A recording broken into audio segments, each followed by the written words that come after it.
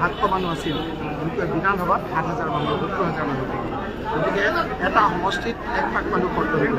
গতিকে এই কথা বতৰাবিলাকৰ যাতে শক্তিশালীভাৱে আমি নিৰীক্ষণ ৰাখিব পাৰোঁ তাৰ কাৰণে আমি প্ৰত্যেক ঠাইতে গৌৰৱ গগৈ ডাঙৰীৰ নেতৃত্বত জিতেন্দ্ৰ সিং ডাঙৰীৰ নেতৃত্বত আমি BLA ট্ৰেইনিং কেম্প কৰিছোঁ সেইকাৰণে আমাক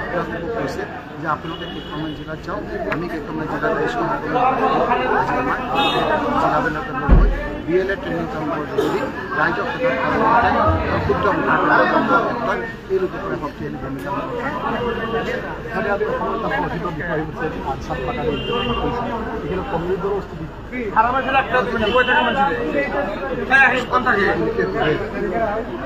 এতিয়া আপুনি যদি মানৱেন্দ্ৰ বৰ্মাৰ জেগাত হিমন্ত বিশ্ব শৰ্মাক কৈ কেনেকৈ হ'ব কোন আপোনাৰ ওপৰত মামুদ আপুনি কৈছে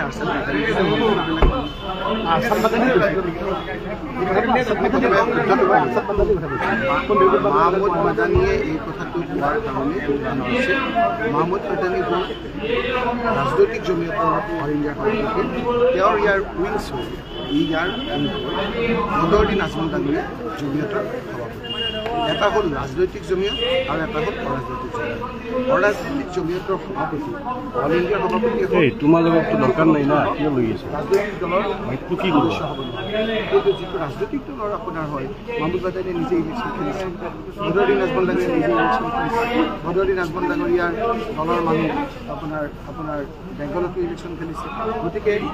সম্পূৰ্ণৰূপে বেলেগ গতিকে মই আপোনালোকক কৈছোঁ যে এই কথা বতৰাবিলাকত উগ্ৰ মিঠা উগ্ৰ পিঠা দুটা বৰ্বী হিমন্ত বিশ্ব শৰ্মাৰ কথা মতে উঠাব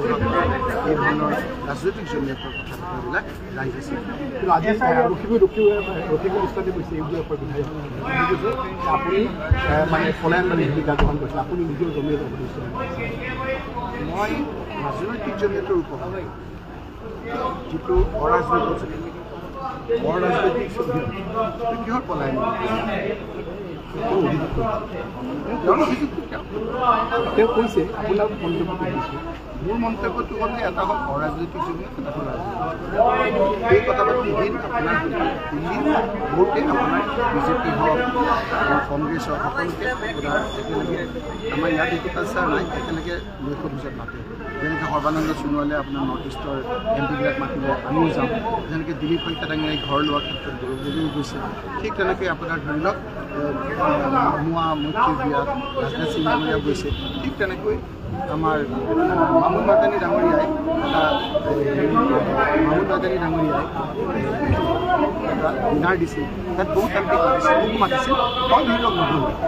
তাত নোযোৱাৰ পিছত কিছুমান মানুহ গ'ল বিভিন্ন ধৰণৰ মানুহ গৈছে সেই ফটোবিলাক দিও কিছুমান আপোনাৰ গৈছে গতিকে ইয়াত কথাবিলাক স্পষ্ট হ'ব আমাৰ সেই কথাত আমি ৰাজনৈতিকভাৱে আমি যুঁজিম হিমন্ত বিশ্ব শৰ্মা ডাঙৰীয়াক ৰাজনৈতিকভাৱে যুঁজিম তেওঁক ৰাজনৈতিকভাৱে আমাৰ অসমৰ ৰাইজে বুজাই দিয়ে